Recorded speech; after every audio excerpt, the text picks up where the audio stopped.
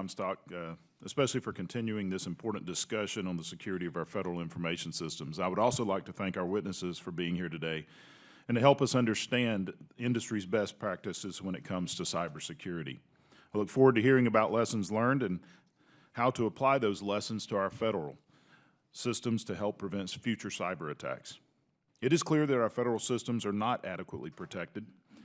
In fact, just this past summer, a witness from the Government Accountability Office before this committee stated, "It is incumbent upon federal agencies to implement the appropriate security controls to mitigate those risks at a cost-effective and acceptable level." And we found out that these agencies have not consistently implemented agency-wide information system programs to mitigate that risk effectively.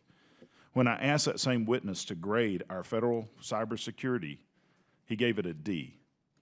A rating of D is not an acceptable grade.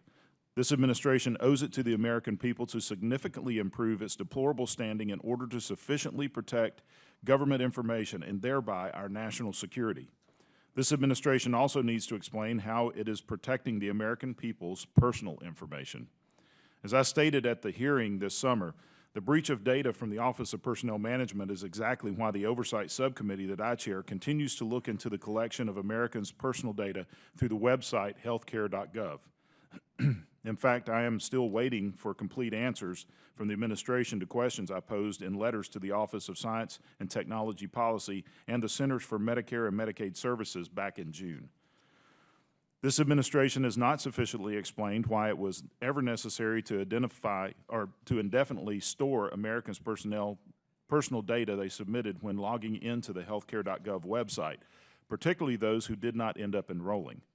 One would think that President Obama would agree that such a practice is unnecessary, as he identified cybersecurity as one of the most serious economic and national security challenges we face as a nation, but one that we as a government or a country are not adequately prepared to counter. If cybersecurity is one of the most serious challenges that this government faces, why on earth would the government ever consider storing all of this personal information indefinitely in data warehouses? As the chairman of the Oversight Subcommittee, I will continue to ask questions and demand answers until we are satisfied that the federal departments and agencies are making decisions in the best interest of protecting the personal information of all Americans. The safety and security of Americans and this nation must be our #1 priority. Having continuously subpar security of our federal system is embarrassing and must be rectified immediately. The delays must stop. It's time to finally do something about federal cybersecurity. I look forward to the witnesses' testimony today at today's hearing.